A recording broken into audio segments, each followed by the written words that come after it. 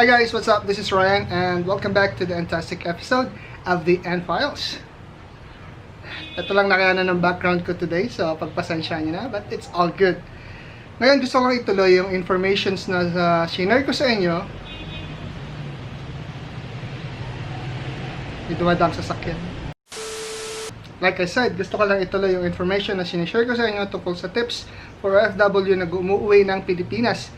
So, I am on my third episode. Wow, episode. So, yung una is yung tips from Riyadh to up to quarantine hotel. Then, the next one was from quarantine hotel. Yung release ng swab test hanggang sa makauwi ako. But this time, ang i-share natin sa inyo, actually not from my experience, from experience of my friend from Riyadh as well na umuwi ng Bacolod. So, ito ay from quarantine, paglabas ng test niya up to Bacolod.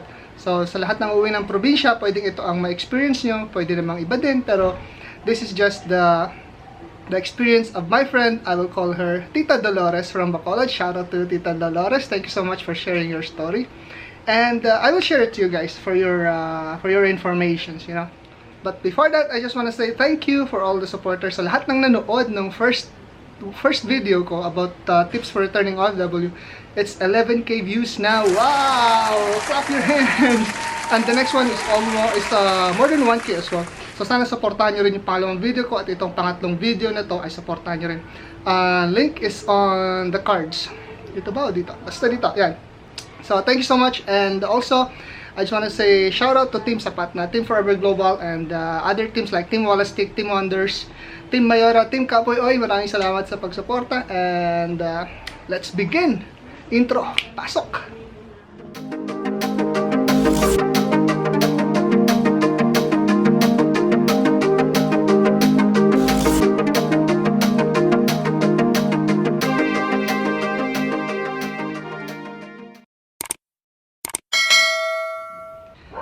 So, to make the story short, si Tita Dolores ay naka-receive din ng negative result after the next night actually. So, only one night. But she stayed until the night of November 9, so she stayed 2 nights in the hotel. Pero within 24 hours, na-receive niya rin ang kanyang swab result, which is negative, which is a good thing, right? Congratulations, Tita! But our center topic of today is kung ano yung procedure na ginawa niya from Manila to the province. So, yun ang i-share natin sa kanya at may mga picture din siyang sinend sa akin. Ang sabi niya, first procedure namin doon sa airport for domestic flight ay binigyan kami ng arrival form, which is this one, ng Coast Guard. Binigyan daw sila ng arrival form ng Coast Guard na nakabantay. Then, pagpasok daw nila sa loob, binigyan sila ng Max Chicken! Yee! Sarap naman! Then, hahanapin namin yung destination namin. So, pumila siya sa Bacolod Lane. Yan. Then, isusulat mo yung pangalan mo sa isang papel, tapos bibigyan ka ng number ng Coast Guard, sabay kuha ng passport. So, yung Coast Guard, kukunin nila yung passport mo in exchange to a number. So, make sure na hindi mawawala yung ganong procedure. So, papasok ka, pipila ka kung saan lane ka, which is from her case, she's going to Bacolod. So, pumila siya, nag-fill up, binigyan ng number at kinuha ang passport. Then you will wait na matawag yung number mo. Then, pag natawag ka na, ibabalik nila yung passport sa'yo at may nakasulat na cleared. It means negative result mo. So, yun yung process ng pagkuha ng passport. Tatatakan lang nila ng word na cleared, na meaning na negative ang result mo sa yung swab test. So, after ibalik ni Coast Guard yung passport mo, which means you are negative and cleared, mag-aantay ka na lang na i-announce ng Coast Guard yung susunod na pipila para sa check-in at kung saan papuntang provinces. Pero, unluckily, sabi ni Tita Dolores, hindi sila naabutan sila ng cut-off. So, mayroong cut-off. Hindi niya naman sinabi kung ilan ang cut-off, pero kailangan kasi puno yung eroplano. So, hindi sila nakasakay. So, which is bad news. So, nagstay sila ng 1 night again at the airport. At ito ang itsura nung, ito ang picture na sinanya sa akin, ang itsura nila nung nasa airport sila. Doon sila natulog sa airport, di ba? So, sabi nila, natutulog kami sa karton na dati nakikita ko lang sa FB post at sa mga pelikula, pero ngayon naranasan ko na, which is sad, pero hindi mo rin maiwasan kasi nga, siguro hindi control ng Coast Guard yung dumarating sa airport bago nila paalisin ng hotel. So sana mayroong ganong system na makontrol nila yung papunta ng airport.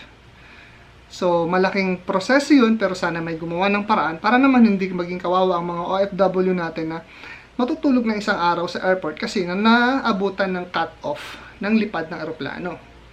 So the next day, wala pa rin daw announcement na may flights, tapos marami na rin nagdadatingan na OFW. So yun yung side news dito kasi walang control kung ilan lang ang pupunta ng airport. Kasi once na mag-negative sila, sinusundo na sila agad ng OWA sa hotel at dinadala sa airport or sa bus station. So pagdating sa airport, since limited yung seats, nagkukumpulan sila doon. Pero sabi nga naman niya, binigyan daw sila ng breakfast, Jollibee Chicken Joy, hanggang umabot na raw ng tanghalian. At Jollibee Chicken Joy pa rin daw ang binigay.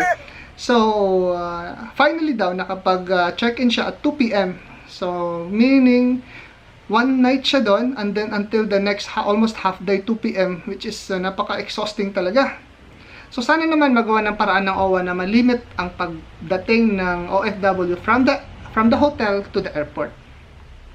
So, once na dumating na or matawag na yung flight nyo for your provinces, as for Tita Dolores case, as for Bacolod, nilipat na sila sa kabila for check-in at doon pumila ulit sila waiting for the schedule, and then finally nakita na namin ang aming schedule at 5:30 p.m. Tacloban at Bacolod sa isang eroplano. Kasi nga daw kailangan punuin ng pasahero ang eroplano. So, nagbigay sila ng departure form at Public Health Passenger Locator Form. So, or PLF. Yon. Then, they went to the check-in. Papakita mo yung departure form at yung passport na mayroong picture mo sa counter. Fill-upan mo yung Public Health Passenger Locator Form dahil yan ay kukunin sa loob ng aeroplano. So, yung form na yan. Make sure na meron kayo yan. Then, pagpasok sa boarding area, may nakabantay na OWA na kukuha ng departure slip nyo. Then, nagbigay din sila ng dinner na Max Chicken ulit. Yay! So, sa gate 2 daw sila pumasok, bumaba ng hagdan, sakay ng bus, papunta ng eroplano. Then, ito yung scenario naman, once na makarating sila ng provinces, which is Bacolod. So, ang unang nilapag is Bacolod, then Bacolod to Tacloban. So, ito naman ang protocol ng LGU.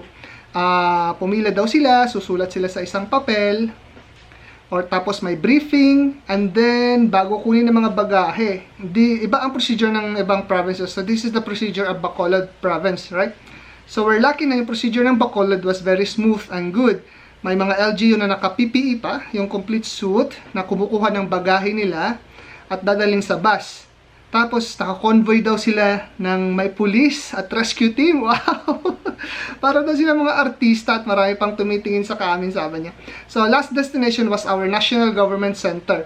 So, from Manila Airport to Bacolod Airport to the LGU and then to the National Government Center. At doon na daw sila pwedeng sunduin ng kanilang mga relatives at quarantine sila for 14 days. So, yun yung madalas tinatanong nila sa akin eh. So, ang nangyari kasi, sa mga provinces talaga, required ang quarantine na 14 days, pero home quarantine. So, after 14 days, pwede na raw kumuha ng certificate sa barangay. So, yun yung mga step by step. And, hindi ka raw pwedeng mangdugas na lalabas-labas ka kasi may nag-check within the barangay area. May nag-check sa'yo at mayroon kang form sa barangay na galing kang abroad na within 14 days, dapat nasa bahay ka lang. So, yun. Sa mga nakilala ko sa airport, na galing sa ibang probinsya, sabi niya, ng Negros, ang sabi nga nila ay isoswab daw ulit sila sa susunod na araw habang naka-quarantine sila sa isang school for 14 days. So may mga LGU na may mga provinces na talagang kino-quarantine nila yung mga OFW from different countries to Manila, swab test, and then back to their provinces, may swab test din. So iba-iba ang procedure ng bawat probinsya. So guys, it's up to you kung saan probinsya kayo uwi. Try to ask your relatives kung ano yung procedure para at least aware kayo na ganito ang mangyayari at hindi kayo masosurpresa pagdating nyo dun. And she said, that's the story of my coming back to Bacolod during this pandemic. Iba't iba ng istorya ng pag-uwi dito sa Pilipinas. Like me, it was very smooth because I just stayed in NCR. So, nandito lang ako sa Manila. So, after ko ma-quarantine for 2 days, dumating yung result ng aking swab test. Pumunta ako ng PITX, which is the bus station. And then, pinalabas na ako ng OWA after I fill up forms na cleared ako at negative. Pinakita ko yung certificate ko from BOQ at saka from Red Cross. So, okay na.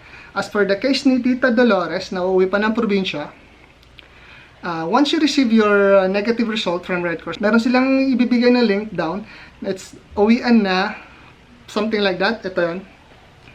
So, fill upan mo yan.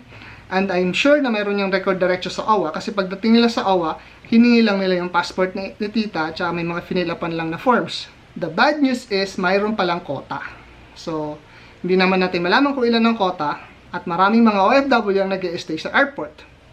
So, dahil gustong-gusto mo, walang magawa, so stay in the airport. So, baka tiis talaga. Ganun talaga ang nangyari sa atin always. Laging tiis eh. Alam mo yan? Hindi tayo makapag-demand ng ganito. Hindi tayo makapag-demand. Ewan ko ba, ba't hindi tayo makapag-demand, no? Kasi kung tutuusin, ang laki ng contribution natin sa, what is that called? The market, no? The market, the economy of the Philippines. Anyway, that's a different story. I was just talking about yung going home ng OFW from the different countries back to the Manila and then to their provinces. So, yun yung kwento ni Tita Dolores na shinare niya sa akin. At isa pa, meron nag-comment sa akin sa YouTube na same daw yung experience niya sa na-experience ko. Ito yun. Yeah. So, maraming salamat guys sa mga nagko-comment sa ating YouTube videos. And 11K is wow. Like, wow. Thank you so much for watching. At sana maraming natulungan, sana maraming na-inform. And this video guys, please do share para mas maraming ma-inform sa ating mga kababayan na uwi ng probinsya naman to. Alright guys, thank you very much. Please don't forget to click that subscribe button, click that notification bell, share, and like. Thank you. Ciao.